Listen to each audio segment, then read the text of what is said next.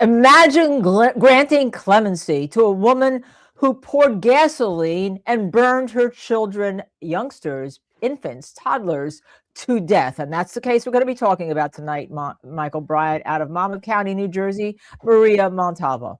That could never, ever happen. We have some great guests on to do just that and an upcoming important proceeding in that matter. Stay where you are. Justice, where are you? Michael and Linda are here. Love you, Linda. The world is justice. Will we ever find justice? The courthouse the other day in the hallway, you're singing "Oh Happy Day." Justice when we see it. To be and down, may I lead the way. Hoping justice will win the day. Listener clues, finding justice where we can. Join us now, we're on the run. Justice is waiting, we'll see it done. Hey, welcome, folks, to Justice Served TV. We are live, and if you missed our member only this afternoon, next time. And I thought, Linda, I was going to get all cleaned up for the night show, but I got kind of sidetracked, so I have on my member only merch. Well, there we go. There you go. And we're going to be talking about merch because as a result of our member only show, they asked for a T-shirt with your picture called The Agitator, because if everyone doesn't know, Michael has sued the Massachusetts State Police for his First Amendment rights, and in discovery he received, they called him the Agitator. Yes, I am, as they say, a known agitator. Agitator. So we'll talk about that later, because we have some, as we wait for people to come in, because we have some very, very important things to talk about tonight. Two cases out of my home county that I love dearly, where my family still is, Monmouth County, New Jersey, where I grew up being a baby prosecutor, as we know Bob Bianchi would say, trial team leader, tried a death penalty case, love the lawyers in Monmouth County, I always talk about it, that, I talk about being a Jersey girl,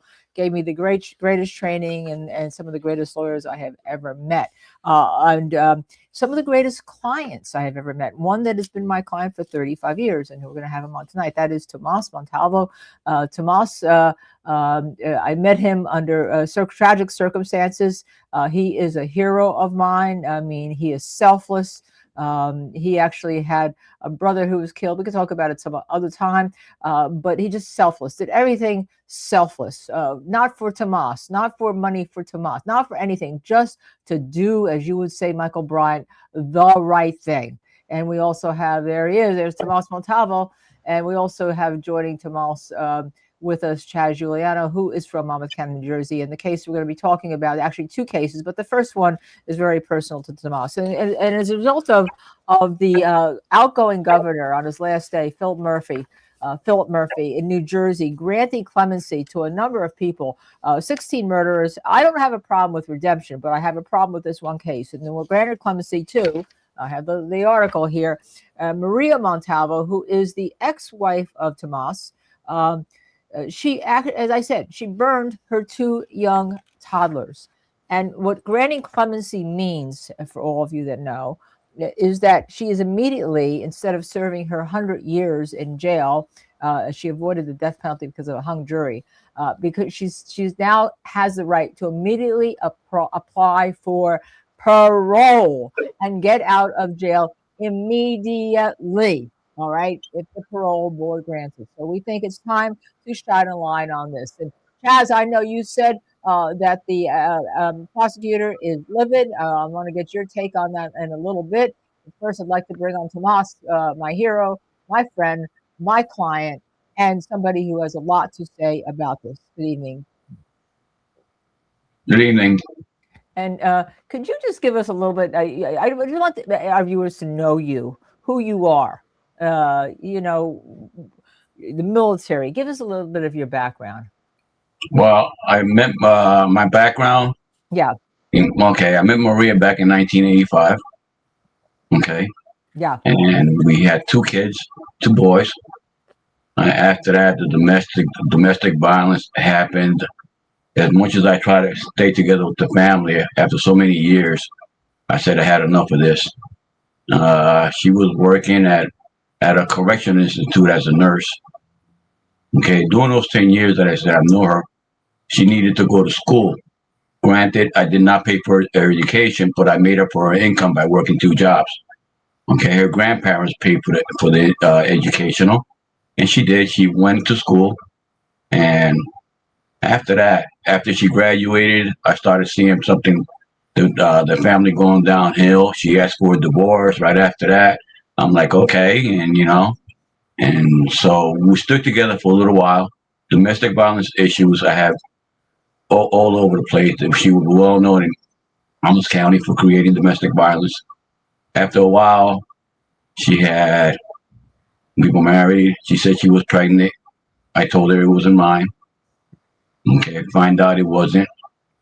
She started dating somebody that was working at a correction institute in Monmouth County. She was a regular RN, and that person started dating her. They had a little girl, and all I told Raul was, "Please be nice to my kids," And he said, "No problem. I will always respect you," and that was it. Okay, so you actually became friends with Raul. Well, friends. I'm not going to say we had a personal relationship, but I think I met him once or twice. Okay. And just basically just tell him to be nice to my 2 boys, and I'm their father, and support him, and he supports me. Right. So that was it. Let's make it clear, you had 2 kids with Maria before the divorce, and then she married Raul, and she had 2 kids. Now, these are the. I don't know if they were married or just partners. Right. Right. But you still stayed invested in this because of the domestic violence that she inflicted all over Monmouth County and on you. Absolutely. And she was. I remember that she was known as being pretty crazy back then, and all. In my office, she actually pretended to faint one day. I remember that. There was one incident where I remember where we had a domestic issue. I went to my mother-in-law's house overnight. I stood there. She said, "Come on in, stay here overnight." I said, the next day I got up to go to 7-Eleven because I needed milk. So I went there, and I'm at the counter paying. She shows up, parks in the parking lot, gets out, breaks every window in my station wagon. And the police comes, "What's going on here?" I said, "You just broke all my windows." So they took her and had her arrested, but they let her go afterwards. It was like maybe 15 years of domestic abuse. And me being a man. I mean, her against you. I mean, I want to make clear. Absolutely. That's what I wanted to follow up on, Tomas, if you don't mind, if you can get into some of this detail to the degree you're comfortable. Obviously, even these days, even after Depp versus Heard, when people hear domestic violence, they automatically think man on woman domestic. Oh, violence. absolutely. Give us some sense of what that kind of activity was like during the marriage, to the point you couldn't stand it anymore. I tried to stay with it. My first one was in Keensburg, where we had an argument. I was watching TV, and she left out. And then next thing you know, it was a door and a knock, and a police officer comes in, and she tells him I hit her. And I'm like, no, I didn't. Of course, it was her word against mine, so I ended up being arrested. Okay, and went to the court. Nothing was done. All the charges were dropped. So after a while, between Keensburg, Monmouth County, Hazlitt, Union Beach, everybody started seeing a pattern. That it wasn't me. I was like, Jesus Christ. Finally, I had enough of her. And then with this incident, my last thing was when she was having an affair at her last job, and that's when she got pregnant. And I said, this is enough. I'm out. I'm out of the relationship. And there was a time where my whole family wouldn't talk to me, because we grew up in times where you stuck together with your marriage no matter what. Okay, you cannot leave your wife. That's a very Catholic thing. Yes, and my whole family was like, so I said, "Ma, I'm not going." She goes, "Well, your wife's in the hospital. You need to go and see her." I said, "Ma, I'll only go if you go, but that's not my son." Long story short. Let me ask you something. You were in the military for 23 years, right? Yes. Matter of fact, Army, and that all happened after we got divorced. Because when I went to divorce court, I remember there was Bryant Snyder, And my attorney was Mary Ann Lance. God bless her, resting in soul. And I think you know her, Linda, right? Mary Ann Lance. Right. With Yes. Anselmo, my former firm. Yes, Right? and so the way she at the courthouse, her lawyer and Maria was like, Tomas will never be nothing. He will always be low income person. So that always stuck to me in my head. And I said, you know what? I'm out. I'm doing what I got to do. I'll see my kids. But I started taking care of myself. I went back into the military. I finished 23 years, 2010. I did 23 years. And then I went to work with New Jersey Transit. I retired last year with 29 years. Just amazing. Chaz, let me just ask you this from Monmouth County. It's unusual when a woman now, back then especially, would be found guilty of domestic violence, and she had this history. So there had to be some kind of feeling that she really was crazy, right? Yeah, that's a perception. Yeah, That's a perception. Yeah. She wasn't all there. No, she wasn't. Yeah. Now, so that may explain one of the questions I have for you. She's been granted clemency, as I said, and you wanted to object. You've been objecting to any grant of mercy to her, and I think the history kind of explains it. And then you asked the state parole board for victim services, and they said that you're not a victim. And I think we have that letter from them. Michael, do you have that? Hold on. Yeah, let me see if I can pull that up for you here. Okay, stand by, folks. I got it. And this is basically a letter saying you don't fit the requirements, right? Is that basically it there, Tomas? You're not able to make the statement that others might? Can you explain it? I don't understand what you're trying to say. Hey, Linda, I think you might have something posted. Do you have anything up there? Because I can't get it on the screen here. Okay, let me go into my assets. This is where Michael Bryant did teach me a bunch of different things to do. And here we have, let's see. No, it won't go on the screen for me. So anyhow, let me just look at the newspapers from back then. Let me see. Let me add that to the stage. We'll be a little bit short here. Get rid of that right there. I got to get rid of that. I got to get rid of the agitator. Hold on a second. We have to get rid of the way this works on StreamYard is we have to get rid of the what's called an asset, the prior asset, until we can post a new asset. So I'm trying to do that, Michael. They don't like to remove you. Okay. There's another one. All right. Mom held it. No, this. Oh, that's one you want. I wanted the letter. Mom held. I've held in fatal blaze. I can't. The letter has to go in a PDF, and I'll pull that up in a PDF in a second. But let's look at this. Mom held in fatal blaze. This is what we're talking about. Maria Montalvo was accused of killing her two children and found guilty, not just accused of killing her two children, an 18-month-old child and a 28-month-old child. 18-month-old child, 20-month-old child, by purchasing gasoline, pouring it on them, driving them to the father's house and setting them on fire. Okay, so that's the story. It was big back then, and you weren't surprised, Tomas, when this happened, were you? Absolutely not. As a matter of fact, I was working that one day, and one of my friends called me up, and he didn't know that her other two kids. He basically said, "Your wife killed your two kids," and I was like shocked. I was like, "What?" So I started going over there, and they said, "No, it wasn't your two kids. It was her two kids, because my two kids were in school at that time." Wow, boy, you must have had a moment of trauma. So yes. she gets convicted of this horrible, horrible crime. I'm going to remove this now from the stage for a second. Okay, as soon as I can do that, we'll move that. Then we're going to go in to the the letter, which is the one that says you are technically not a victim, so that you Correct. can submit because you are not married to her. And I think we saw this issue back with the kids that were killed in Colorado once, Michael, as to who can talk about anything. But you can give a non-confidential written statement. If you're a victim, you can have a confidential statement, but you'd rather give a non-confidential statement to the parole board, which they can consider. And as a matter of fact, you have, correct? Yes, I made a statement back when the trial was going on, to the prosecutor's office and the judge.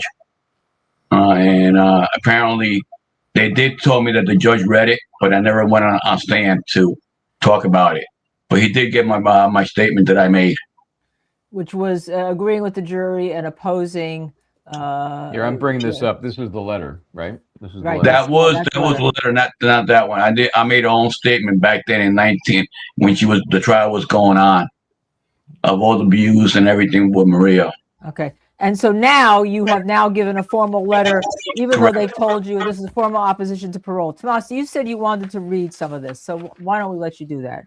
Okay. I want to get Chaz's view of what you said, and especially in light of the Monmouth County prosecutor seeming to go ballistic of this clemency, just like you. Sure. Go ahead, Tomas. The floor is yours.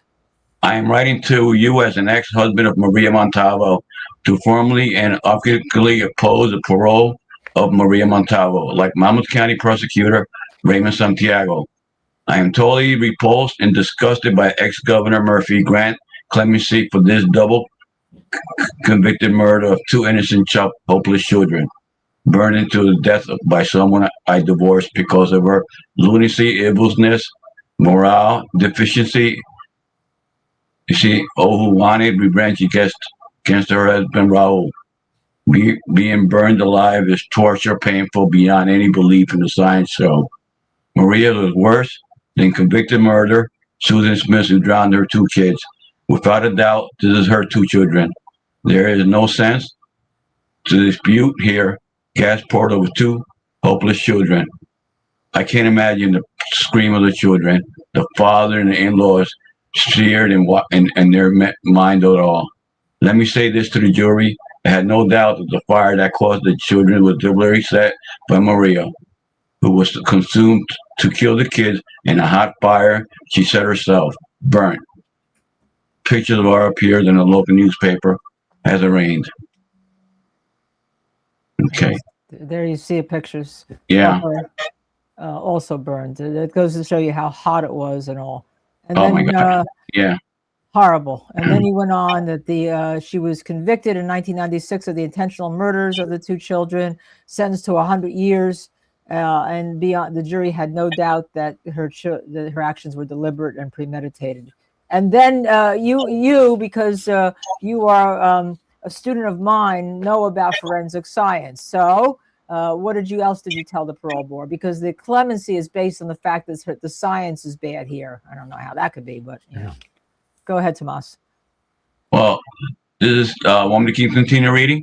Yes, continue reading. Okay, this is not case-dependent dispute and outdated forensic science. Maria Montalvo purchased multiple gallons of gasoline, transported desolated to the scene, secured the children, and intentionally set them on fire, killing them. These acts were not terror, infantile, or hospital. They were real physical acts carried out by preparation and intent and witnessed by her then husband Raul and the father of two children. No evolution of scientific methodology can undo witness testimony, planning, and deliberate execution. Consideration the changes of science undermine the conviction and not only incorrect but deeply misleading. The crime was not an accident, not misunderstanding, and not produced by flawed investigation or assumption. It was an act of conscious violence against two defensive children.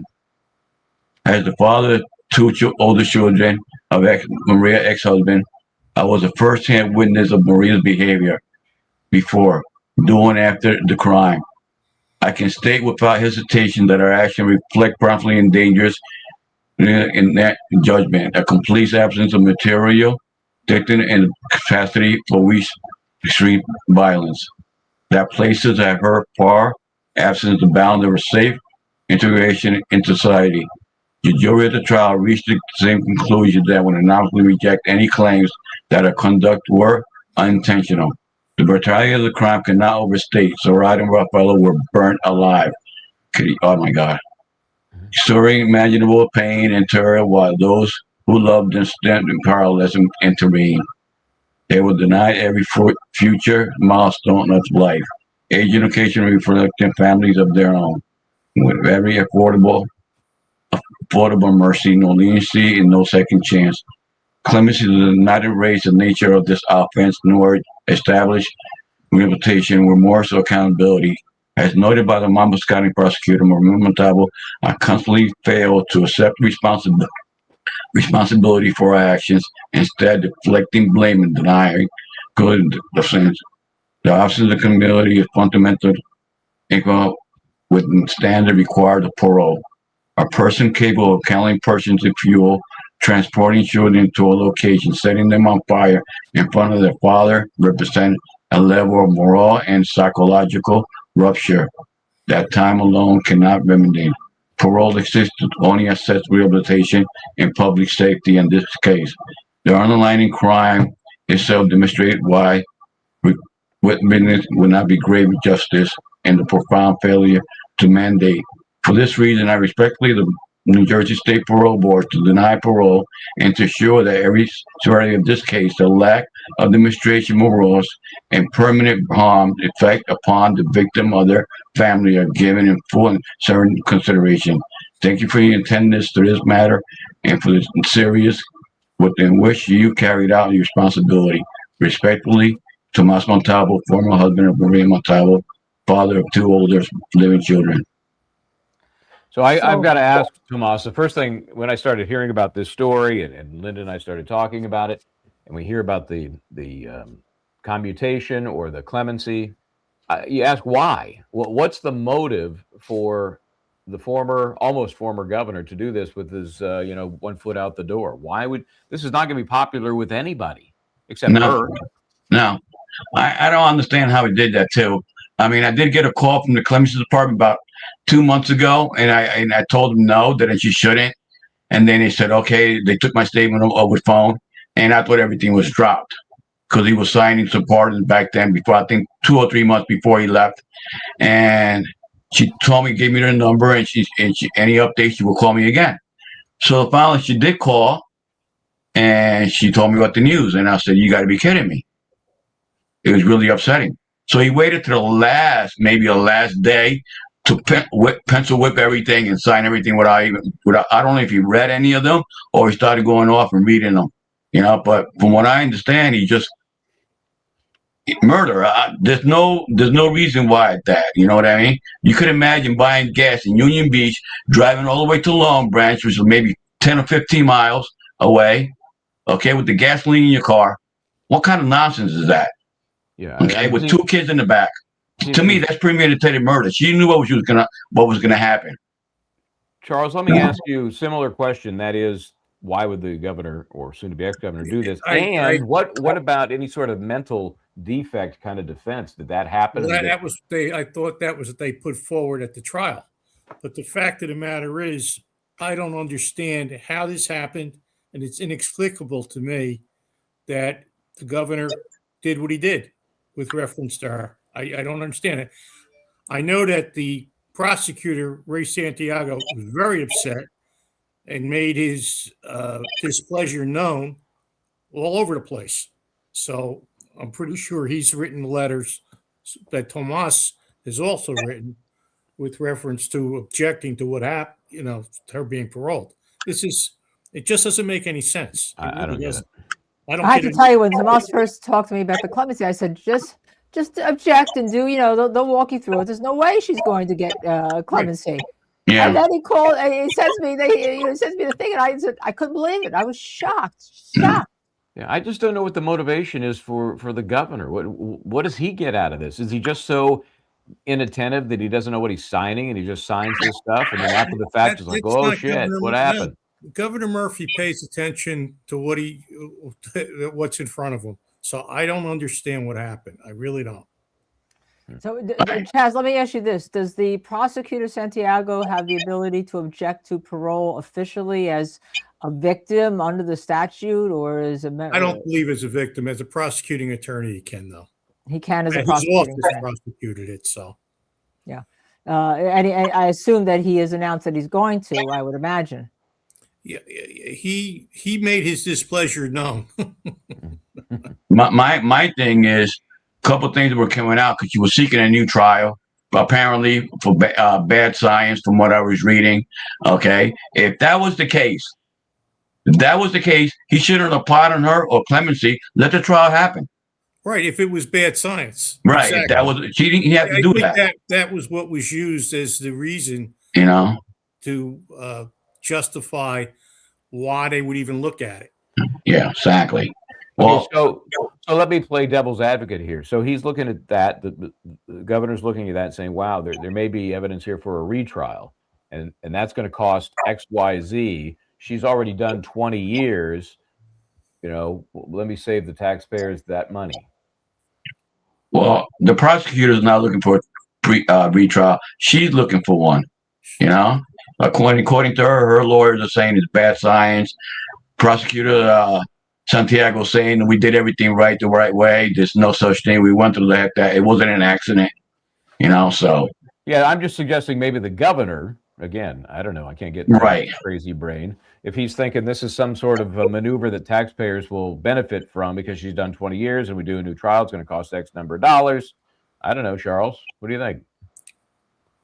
I can't give you an answer because I don't know what his rationale was.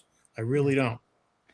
Yeah, I assume that we're going to be hearing more about this. And Tomas is you were happy, Tomas, that your letter will be made public. You have no reason to keep it confidential because yes. you've been talking about this since it happened. I just want to say this is not just something early. He was defending an advocate really for the children, something that seems to be forgotten here. And this coming from me, a defense attorney, and I know all about the issue of bad science and arson investigations. We had the case in Texas where the man was executed, but this doesn't seem to be that case. It doesn't fit it. Doesn't fit it at all. Yeah. Tomas, I would like to ask Governor Murphy right now. I would like to ask him what was his reasoning. I would like to ask him if he actually read the whole thing. I wish he was on the show right now, so I would ask him.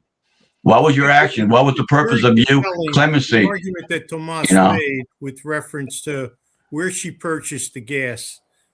Oh, she purchased it on Long Branch. No, she purchased it in Union Beach at the gas station. Then she came to Long Branch. And then she drove all the way to Long Branch. Yeah, Chaz's office is in Long Branch, right? You know, we're West Long Branch. We're across the street. Exactly, yeah. So West Long Branch. So I could imagine she probably drove up all 36 behind Sandy Hook, all the way down there's Jersey Shore, you know, and parked back there. So in between all that, you don't see the fumes coming out of the car. Mm-hmm. And why would you even carry gasoline with two kids in the car? What's the matter with a trunk? Well, I mean, it seems to me this was a plan. I mean, this was not like, hey, I got some gas. Why not use it to burn up these children? No, it had to be a plan. Oh, yeah, absolutely. It's February. There's no lawnmower. You don't run a lawnmower. You don't run a snowball. The weather was cold back then, but it was nothing like that. Okay? For those who may not be familiar, there's the trek you'd have to take. That's a 30-minute drive. 30-minute drive. Okay? Right? That's on a good day, I would think. So you had 30 minutes to decide what you wanted to do, but you took it upon yourself to make his life miserable because he wanted a separation. He wanted his kids. He said, "Well, if you can't have your kids, neither can I." And she did that deliberately. You know, she burned those kids. I could imagine those kids yelling in the back seat of the car, strapped, and couldn't do anything. The pain that they went through. Yeah, it's you know. Really it's inhuman. So, Tomas, have you had any contact or kept up with what's happened to her while being incarcerated? Any sort of things she's been doing to better herself or get treatment? Actually, when all this happened, my father-in-law, Conrad Daly, rest in peace, told my mother-in-law at that time, make sure Tomas is involved in the kid's life. They need their father. Okay? She did the opposite. She controlled Maria. Maria controlled her from inside the jail. And she said, well, if I can't see my kids, neither can their father. And she poisoned my kids mentally. Okay, so mentally. You have the same situation. Your kids lived because they were older, but these kids were probably going through the same thing with the father she was going through. Yeah.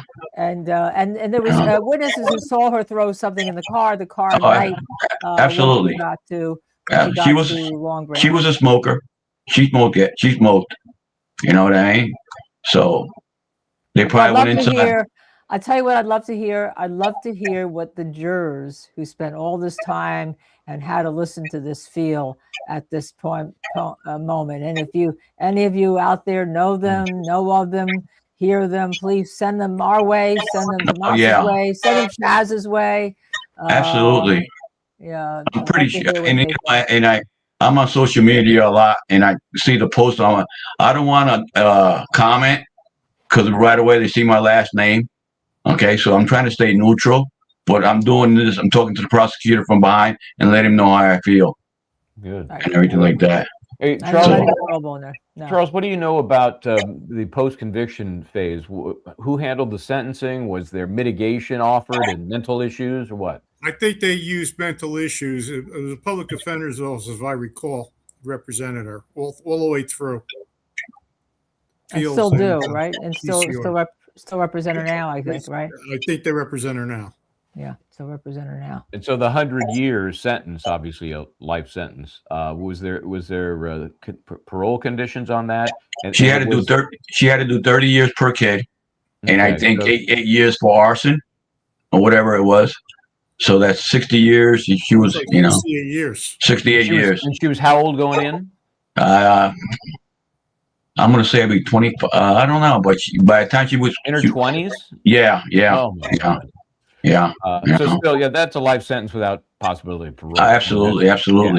Yeah. My question is, if she does get parole, where's she going?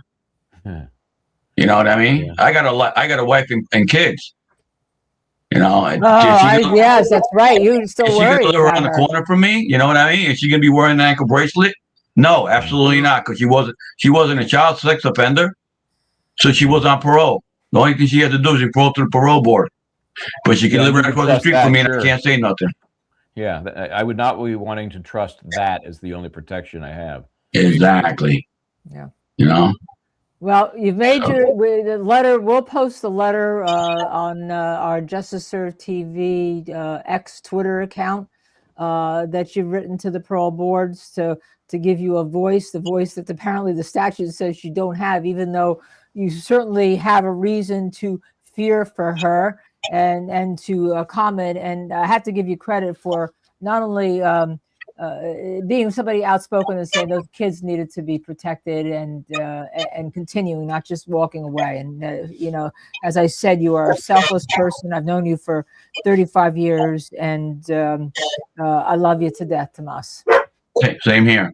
Tomas, great to meet you. Best of luck with this very emotional. Oh, yeah. You probably hear more stuff around about this case going on. So, Is there a date set, or when does that happen? No, I don't have anything they said. I don't have anything. Okay. When that clemency board's going up, I hope Prosecutor Santiago does keep me posted. I will send this letter in. I did call the prosecutor's office and talk to them and everything. They told me what to do. So they even encouraged me to say something on the Justice Show. So hopefully. Charles, what would the normal timing be on something like that? Do you know, from the point that the governor makes his decision to the point the parole board takes it up? I would think it would probably be around 90 days. Okay.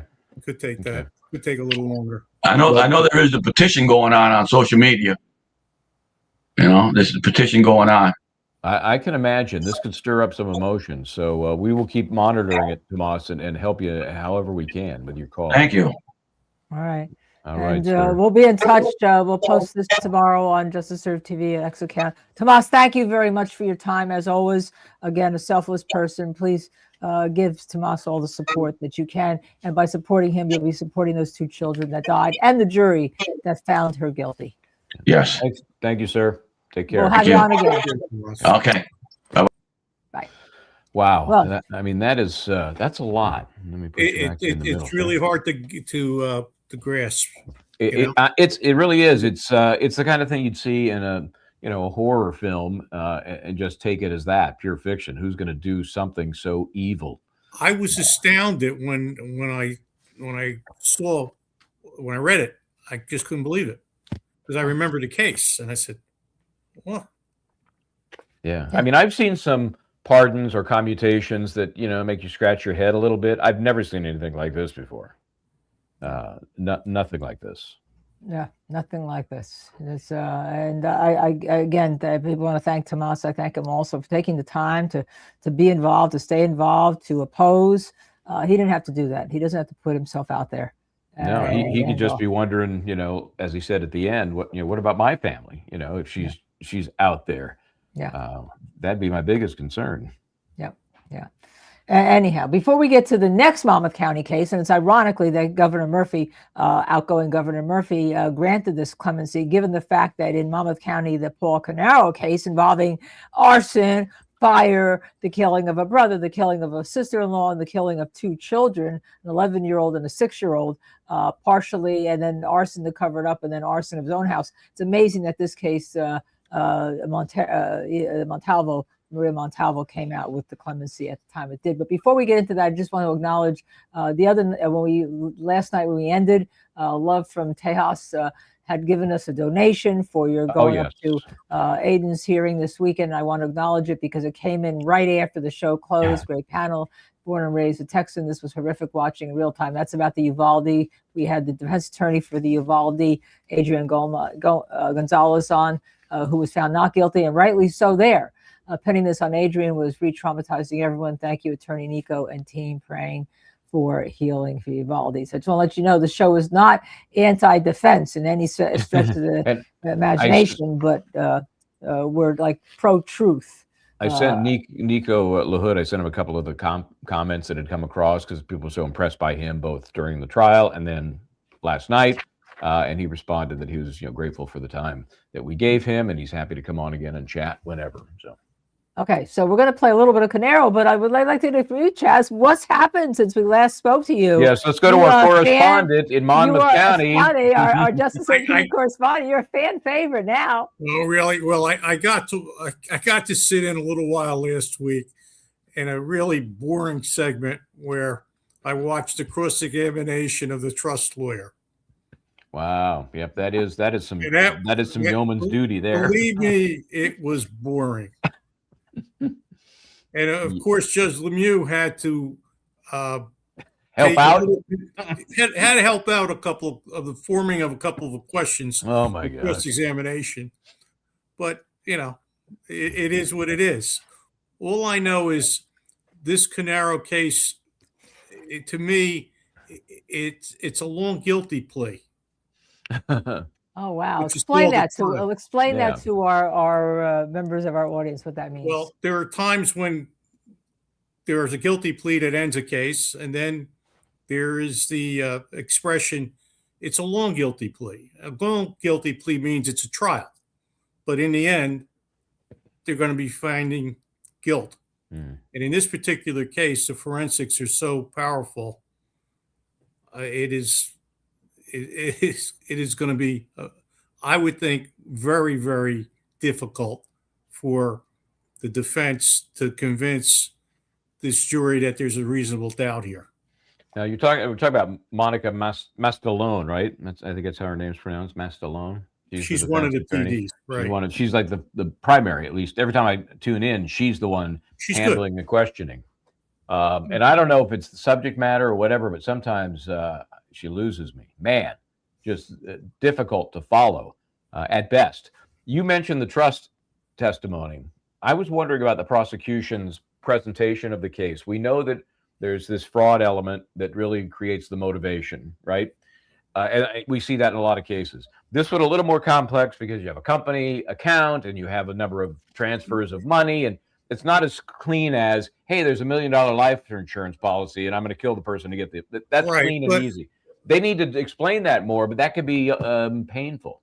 Yeah, A, it was painful, and B, after realizing what the forensics like in this case, you question why they're dotting. They seem to be dotting every I in this case, putting in everything but the kitchen sink, when, quite candidly, I don't think they have to. Yeah, that was my gut feeling, that they're over-explaining all of the finance. They're over-trying the case. Yeah. Because they're putting up every issue they can put up with reference to, well, he had the motivation. This was the motivation. This is why he did what he did, because of the financial situation.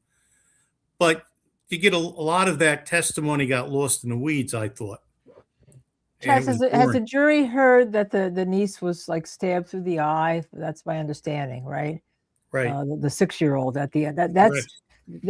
That takes some kind of monster to do that to a 6-year-old. I mean, I'm just going to say it right out there. If he's the one that did it, I mean, Yeah, I saw that testimony, and they handled it as cleanly as they could. But when the I think it was one of the medical examiners was talking about the injuries, well, you can't avoid it. It's there. I mean, it is from a forensic standpoint, the prosecutor really has an overwhelming amount of evidence here. It really does. Yeah. Yeah. And the defense is that some other dude did it, that the other brother is the guilty person, right? Yeah. Is he going to testify? Is that happening? I don't know. That's Corey, right? Yeah. And is he younger, older? Where does he fall in the mix with Keith and Paul? I think he's younger. Younger than both of the other brothers? Yeah. And What is there about anything out there, whether it's been in court or not, about a possible motive by Corey? No. That was Oh, okay. No. That's a problem. What No I big deal. read something that there's a To my silencer and a knowledge, gun there's involved. Pardon me? There's a silencer and a gun that came into evidence or something, or there's what's that about? That's what they found. It's one of the other items they found. And this is what I'm talking about. The forensics are just it's all there. How was the Caneiro family killed? What do you mean? How were they killed? What was the Shot, stabbing, stabs, You had shot, you had stabbed, you had everything. Were each of them both mechanisms used on all of them, or some were shot, No. some were stabbed? What? Some were shot, some were stabbed. I guess that's to try to indicate that maybe there's more than one person involved, right? So if you have different mechanisms of death, that maybe it's not just one person, it's not just him. There had to be more. And if that's the case, that sounds like that's real planning, right? They won't blame on me. Let's think about the logistics of how this all happened and what the proofs have and what they've been able to demonstrate so far. It's all a coincidence regarding the fires. Right. I mean, the consciousness of guilt in setting the fire at his own home is some powerful stuff. It's really powerful stuff. And that was the cover. And it's there, And then they find these items that they can connect to the crime scene. I mean, ugh. A tough case. Do we have anything want to play from the court? I know it's been so boring. Michael and I were like, I don't know. I didn't. Were we supposed to pull some? I missed that production meeting. No. I think what we decided is that it was so boring that the testimony. Yeah, I watched today. I'm not going to put that on anybody. Today was a detective, which sounds interesting enough, but it was on some of the transactional stuff that he was testifying. So, not all that riveting. We get it. There was a financial motive. Okay, I got it. And for the financial motive to play, for him to get the money, both the husband, the wife, his brother, his sister-in-law, and the 2 children had to die. That's what I understand, right, Chaz? Right. Let's talk about some of the numbers, just so people have context. Like I mentioned as a reference, if there's $1 million life policy, then it's easy to, people go, $1 million. That's a big motive, one chunk. What kind of money are we talking about here? What did he steal allegedly? That getting caught would be the motive for murder. The fact that I guess it was the premium monies that he wasn't making payments on and things like that. Yeah, they had a weird setup through disability. It was a really weird setup. It was some sort of joint account, and then the money would come into that account, but it was starting to leak away. I just didn't have a sense of what the total number was. I'm not sure what the total number was, Michael. Okay. I'm not sure what it would take to motivate me to kill 4 people. I'm not sure what that number is. But, I think with people looking at a case like this, that number has some direct relation to the act he lost it. Creates. What happened was, my theory of the case is that he had a house of cards, and when Keith found out what was going on and told him that it was ending, the house of cards both fell at the same time, and he irrationally reacted.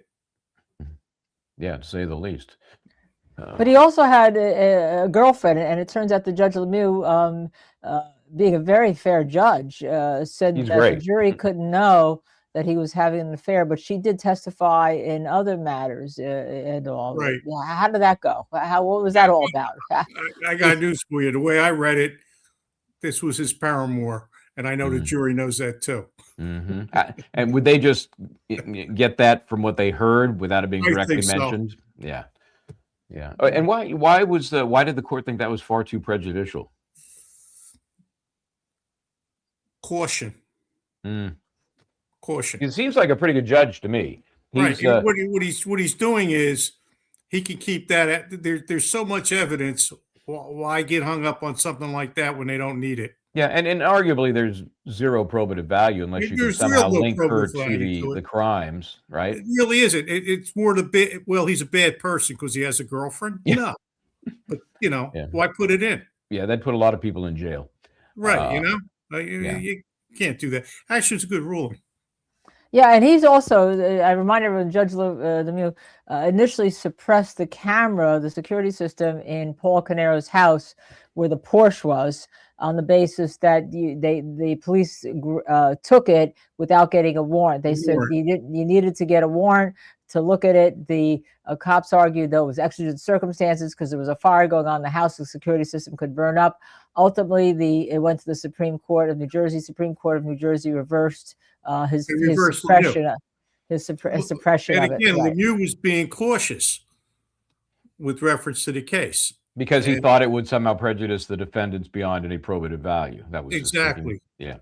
Yeah, and he I obviously. I agree with the Supremes. I think they got it right under those. They those did get it right. circumstances. Yeah. They did. Yeah. But Lemieux is doing I think, an excellent job of giving this gentleman a fair trial. Yep, I agree. I think he's going above and beyond the way that he's pitching in. I could do my impression of him. It goes something like this. Why do you think this witness knows anything about that? Where are you going with this? Every time the defense kind of starts to wander off, He's really trying to move them along. But one of the more difficult things is, as a spectator watching, is the number of sidebars when they start playing the noise that the you white can't noise hear comes them. in. Yeah. So the noise gets. I mean, that's disconcerting, especially when the sidebar lasts for more than 2 minutes. It's brutal. I've seen some of the chats with the live streamers on that, and people are constantly saying, what is it with all these sidebars? And then, of course, referencing Karen Reed, they're like, I want somebody to get the transcript of these sidebars. I don't. I'll bet you they're about as boring as they could possibly be, but they're necessary in this case because the defense is they're off track so much. Well, he tries to get them to formulate the question the right way to stop Decker from objecting, because Decker has timely objections and they're valid because of the way the questions are. Yeah, that's Chris Decker, right? The prosecutor. As to how the questions are being formulated. The form is not proper. So Chris Decker is absolutely correct in making the objection. But it slows everything down. Lemieux has to sustain it. That's why Lemieux says, okay, let's go to sidebar. So then he can give them some legal lessons.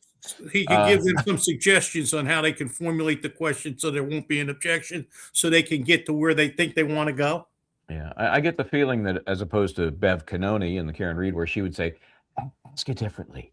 Ask it a different way. I get the feeling Judge Lemieux doesn't think she has another way to ask it. She's doing her best. She's doing her best. So he's saying, you know what? We'll just have a little judicial intervention here so we can just move this along. What do you think the prosecution's thought is there? Because a lot of these objections you could let them go. You know, they're not consequential. Where she's going is not going to hurt the prosecution. But Mike, sometimes you can't help yourself. Yeah, you see, sometimes you can't help yourself when you're a prosecutor, because Linda and I we were prosecutors, and once you get into the habit where if that's one of the 32 reasons I can object, I'm going to make that objection. I You get do it. And that's not that is not only prosecutors. That's all attorneys. Sometimes it's just so hard not to do what you have the right to do, even if it isn't the right thing to do. Also, this like case an is old so story. horrible, right? This case is so horrible. It's such a horrible case that, you start like, I'm going to object. I don't care. I mean, you guys want to Exactly. fight this? I'm objecting. You brought it here. You wouldn't plead guilty. I'm objecting. Screw you, basically. Yeah, I mean, he wanted a trial. He wanted a trial, so he's getting his trial. Okay, so let's put yourself in the box with the jury members who don't know all of this backstory and they don't think like attorneys. They're annoyed. So do they hold that annoyance against the prosecution? No, because the crime is so overwhelming. And there's so much other evidence that it's Exactly. It isn't like, the prosecutor isn't coming in on a wing and a prayer in this case with his evidence. He's got a truckload of evidence. That's the problem Caneiro has. That's the problem that the defense attorneys have. Well, how do you create reasonable doubt with all that forensic evidence? And it just seems to all go back to Caneiro. It all seems he touches it in every which way. But hey, Charles, somebody else did it. The defense has the secret weapon. Sweaters, the secret weapon. I've seen so many sweaters. Oh my gosh. But one other question. You've been in that courtroom. You've been our eyes and our ears. What does a jury look like? I mean, can you get I told you before, it's a Monmouth County jury. It's a Monmouth County jury, yeah. Okay, so now that we know, that means generally white and older, right? White and older. With you have not there is one or two blacks on the jury. Oh, okay. So it's an older jury, but you do have some younger people too. Okay. You have some younger people. It's a good mix. 16 people. Yeah. Do you have the alts identified? I could ask either of you that. In Jersey, do they identify the alts or no? No. The alternates, no. No, they don't. You don't become the alt until the end. Did they do the barrel there, or do they do the barrel there, or some sort of? They do the barrel. Okay. And that that used to be, normally it would be 14, but on this case, 16 precautionary. And they haven't lost anybody yet, right? No, they have. I'm waiting for somebody just to not come back from lunch. Like, I've had enough. They have to be, though, wondering. I mean, I can't wait to see what they're thinking about him. And I also want to see whether Corey testifies. I mean, the theory initially was that before we had a snow day, he was going to testify on Wednesday. But why put him on? Why put him on? Why create doubt if there is none at this point? Yeah, but the defense could call him. Is that, what the plan is there? Do they have a defense case, or are we hearing it in their cross? That's an excellent question, Mike, because I don't know what they have planned, but would this guy take the stand? Oh man! That would be almost like throwing up the white flag. We know we're screwed. Go ahead. Go ahead. Why not? Yeah. Why not? What do we have? What do we have in what was that Massachusetts case where the wife has never been found, Michael? Well, let's see. Recently. Well, I know a Connecticut case. What's the Massachusetts case? Well, Connecticut, we know. Come on, members. We just did it. Walsh. That was Walsh. Brian Walsh. Yeah. Brian Walsh, right. Yeah. So. We thought he might take the stand. We didn't know because it was desperation time. I don't think it's as bad as Caneiro, to be honest with you. No, I don't think it is as bad as Caneiro. Is a bad situation for the defense. Really bad. Yeah. Here, watching it, Kokomo, Indiana. Sure. I heard one jury yawned so loud today the judge told him coffee. Then they went on break. They did. They went on 15 minutes so that they get the cross. The transactional testimony will do that. It's brutal. I told you that's the guy they had on today. Brutal. I'm listening to the cross, so the shot is of the witness, and you're hearing Ms. Mastalone, and I hear I mean, but at that point, I couldn't tell who would it be. One of the people in the gallery? Would that be some of the? No, so No, it's the a juror. juror. I mean, if you don't get feedback, if you're arguing your case or defending your case, and you get that kind of feedback, you better take that to heart. Yeah, maybe the prosecution should hurry it along. That sounds like too. I mean, because you don't want or even the defense or whomever. But this person, Yeah. I think, like I said, that's the person who won't come back after lunch someday. No. So Chaz, I'm going to try to get down there Thursday, hopefully, and see you, unless some plans change. I hope we Yeah, can continue. I've got a hearing that morning, so I'll be in the courthouse on Thursday. So I'm planning on seeing you. Okay, and he's in Larry Lawson's old Simon Judge courthouse. Yeah, I'm you showing can't my miss it. age. It's all redone now. I know. How about where am I going for coffee? Same place? Oh, you're not going to believe the coffee shop now, Linda. It's really, yeah. It's not the same. Got gentrified. Things are different. Things are different. Same location though. Same location, but I won't believe it. I won't believe it after so many years. It's still in the same location, but it's not the same. Yeah. And what are they doing for entry? Everyone, like Atlanta County, everyone enters lawyers and everyone enters the same place. There's no special entry for lawyers or anything like that. Right. Yeah. Same thing. Yeah. It's the same thing. Atlanta County, because I have two fake hips. I mean, I had to go through security. I don't know how many times it'd be wanted. And then they cost me a lot of money here, I'm glad that you're wanting them. You just let me know what time you'll be down Thursday. I'll join you. We'll watch for a while. We'll watch. Yeah, I think it's gonna be a very short while with the sound of it, unless Corey's on the stand, and maybe a longer lunch without the coffee shop. Anyhow, thank you, Chaz, for being our eyes and ears in the Paul Caneiro case. A case that has been so boring, and it shouldn't be, because 4 lives were lost. It's brutal. It's a brutal case. Murder case. Okay, right. Charles. Now I've met you and Thursday. done this twice, so I'm going to start calling you Chaz. Is that all right? Call me Chaz, Mike. I've earned that. I've earned the Chaz. Okay. Appreciate that. All right, sir. Well, thank you. Always a pleasure. We'll talk to you next time. Talk to you next time, Linda. See you Thursday. You take care now. All right. Thank you. We'll do. Bye-bye. He's great. He's got the pulse of everything. So I just want to go through, before we talk back to Caneiro, we'll go right back to in a second. Wrapped Shrink. Wrapped Shrink. Wrapped Shrink. Right? New like member. Shrink Wrapped, but backwards. Shrink Wrapped. Okay. Alley Fly 783. Became a YouTube member, by the way. That's why we put that up. Thank you. Okay.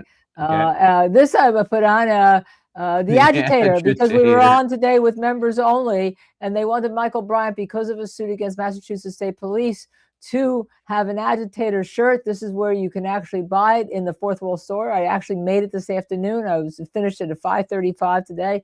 You were sewing. You were sewing at the sewing machine. I was sewing to the stage, and it's got some other little things, cute little things on, including his suit that's on the shirt. I had to zoom in. I couldn't tell what that was. That was clever. Yeah. Well, I was going to put it on the back, but it didn't. It was just too much at that point. So we'll hide that. Then let's go on to the next. Jersey Girl Trey. We love Jersey Girl. Member for 9 months. Hello, JSTV friends. Hello, Jersey Girl Trey. And Kay Schmidt. I saw this as it was happening. Kay Schmidt. It's not a day at JSTV without Kay Schmidt and 5 Just to Serve TV memberships. We appreciate that. And as we know, you have to be a subscriber to get them. What happens is they get automatically assigned. You get a free membership, at least for a month, and then you can renew it on your own. But Kay is 5 of them. So 5 of you automatically, just if you've gotten one of them, to thank Kay Schmidt. She's responsible and all. Yes, Charles is so knowledgeable. He absolutely is. And he's become a fan favorite of the channel. All of you will so much. We want Charles back. We want Charles. Thank you, Charles. I have, Charles, to me, Karen in the UK is there. Karen Cole, she is a favorite of mine. She's always commenting, always there, always supportive. We appreciate that. Especially from across the pond, one of my favorite places to visit. The cradle of our justice system. The cradle of our justice system. Okay. All right. So Michael's got the jokes tonight. Yes, he does. So anyhow. Don't agitate me. Don't the agitator. And the reason that happened is because when Michael has discovery now in his lawsuit against Massachusetts State Police, in one of the memos of discovery, they labeled Michael Bryant an agitator. He is a known agitator. He I said, what, you've been says, talking to my wife? yeah, How do you know no, that? but what does it say? He says he is a TV correspondent. Yes, I think it was something like he claims to be a true crime reporter. I think is how they phrase it. Yeah, because that's something else. You want to, that's something you want to make up. Yeah. Okay. Just want to make that up. As if we don't have 1,000 episodes on Justice Served TV, and you can review them all and all, especially the Karen Reed ones. And we'll be on the Caneiro case. We'll see tomorrow whether or not testimony picks up. If Corey testifies, obviously we'll be talking about that. If not, if Corey doesn't testify, and there isn't, they're still doing financials, we'll be doing what, Michael Bryant, tomorrow night? We're gonna take a kind of a hard left and do Karen Reed civil trial where the House defendants, or are they Commonwealth witnesses? Whatever they are, they've decided to fight the federal case with a 12B6 motion, which is a motion for failure to state a claim upon which relief can be granted. In other words, it's a motion to dismiss, and it's put together by, strangely enough, the McAlberts and Higgins, those 5 folks together, same attorney, bringing the motion. So we can dig into that. And just to prep you for that, if that's where we end up going, it's supposed to be based on the complaint. All these extraneous pieces of information help defeat the motion, and they, in their own motion, have brought in all these extraneous pieces of. That's the fact-finding issue. You're saying, as a matter of law, judge, look at the complaint. It's no good. There's no claim there. Anytime you start throwing facts in there, you're shooting yourself in the proverbial foot. So we'll do that. Thank God you said proverbial foot. Oh, yeah, yes, don't shoot yourself in the real foot. Yeah, so that'll happen if we don't have Caneiro on. Caneiro with the brother, the third party culprit. Yeah, and I'm gonna take a hike down there unless it's like snowing, raining, terrible, or some like. I think you're gonna make it. It'll be freezing, but some court calls me in to my home county, Freehold, New Jersey, Monmouth County Courthouse, which I gave you the history on. Major trials have gone on there, and we could talk a little bit more about that. And then hopefully that'll be Thursday night as Michael travels up to Dedham area for the Boston hearing in Suffolk County for Aiden Carney, which is going to occur on Friday morning. And it's on 9:30. We will be streaming it here with or without commentary. We'll see on Friday morning. Definitely not me till at least 10 o'clock because unfortunately I have some other place that was a pre-existing something I can't undo when Aiden's hearing got moved from last week to this week. But we'll have a lot to say on that. It's at 9:30, and I'm assuming they've cleared that. It's not going to be a cattle call. I have a feeling it's going to be the one and only thing on at or about that time, which is good. So then we'll do the post interviews. We'll get those aired and get into it in some detail. Again, it's the recused Robert Cosgrove, the special prosecutor in place there in Norfolk County. And if he's booted, who knows what might happen. So. And then we are going Friday night. We will be live covering what happened that day, and also we'll see if anything happens in Caneiro on Friday. Because you never know. Well, these days, given the snow day, what schedules got changed. But and that's why I was curious when I was asking Charles about the defense case, because I do believe the state is winding down, and I wondered, what's to expect from the state if they don't call any third-party potential culprits like the brother. What's their case? I don't know. So it'll be just my luck. The state will rest. I'll have motions, and Thursday will be a day that nothing's happening. That's right. Where nothing's happening. We're gonna have a jury instruction conference. Okay. Yeah, all right. That I won't go for. I'm not driving. It's very important, but it can even be though I love my dry. home county, I'm not going to drive there for a jury instruction conference involving these 4 deaths, which are just brutal. As I said, if you've killed your niece, your 6-year-old like that, and you are the actual killer of that young girl, and the state proves it beyond a reasonable doubt, there's nothing that's going to save you from this jury. Yeah, and that's, I just never can understand if your beef is with the family or adults being found out, why are you taking the kids down with you? Why? Right. And we've seen that. We've seen a couple of cases, the case in Ohio, and there was another case recently yesterday, I don't remember what state, where there was a beef, obviously, with the adults. The adults were killed, but the kids were left safe. So. Well, I'd rather have that. Obviously, that's heartbreaking as well. That's heartbreaking too. But in Ohio, it's a special person to kill the way, especially if you're the uncle of a 6-year-old little girl. Yeah. Okay. All right. then. Anybody else? Get Again, that cleared up. people want to try to do the right thing. I really can't fit it all on the T-shirt, but we know that the agitator always will try to do the right thing. Yes. Well, having said that, all right. Have a great evening, everybody. Good to have you along. Appreciate the members joining us earlier today. We will re-rack what we talked about, which was a lot of the incident reports in the case that I brought against the Massachusetts State Police. We'll re-rack that probably over the weekend. In the meantime, though, have a nice evening, please. But you got to subscribe. Oh, yeah, and like. Share. Like, hype. notify, and hype. And there's hype. been some disagreement. Some people say hype is only when the show is live. Other people say the show has to be finished before. We don't know. Just find it and hype. Hype it. Yeah, it sounds like a lot of hype to me. Hey, this is Justice Served TV. Please try to do the right thing.